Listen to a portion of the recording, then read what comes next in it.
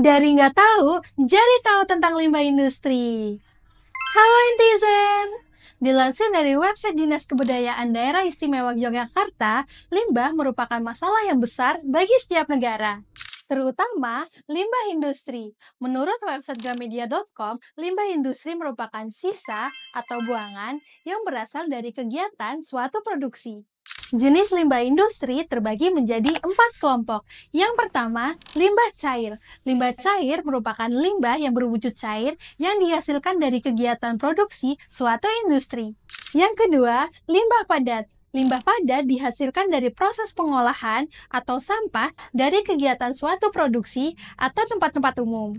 Yang ketiga, limbah gas. Limbah gas merupakan sisa buangan dari kegiatan industri yang berwujud molekul gas. Yang keempat, limbah bahan berbahaya dan beracun atau B3.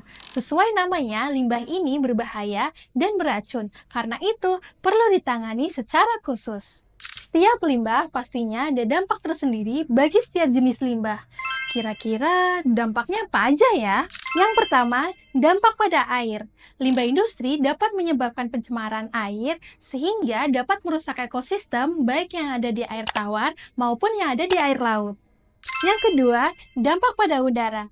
Limbah industri menghasilkan gas yang beracun sehingga dapat menyebabkan pencemaran udara dan dapat menyebabkan gangguan pernafasan. Yang ketiga, dampak pada tanah. Limbah industri dapat merusak kesuburan tanah, sehingga tanaman dapat tercemar zat berbahaya dari limbah industri. Wah, ternyata dampaknya banyak juga ya. Karena itu, limbah industri harus selalu dipantau agar tidak merusak alam sekitar.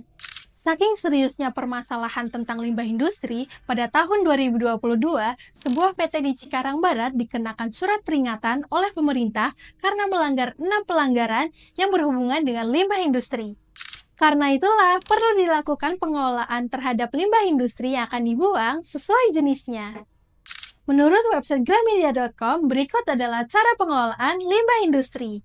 Yang pertama, limbah cair. Pengelolaan limbah cair dapat dilakukan dengan 3 cara: fisika, kimia, dan biologi. Yang kedua, limbah padat. Pengelolaan limbah padat dibagi berdasarkan sifatnya. Yang pertama, organik, dan yang kedua, anorganik. Kemudian, yang ketiga, limbah gas. Pengelolaan limbah gas dilakukan dengan metode desulfurisasi dan metode fase gas. Yang keempat, limbah bahan berbahaya dan beracun atau B3. Pengelolaan limbah B3 ini dilakukan dengan 3 cara, yaitu fisika, kimia, dan biologi.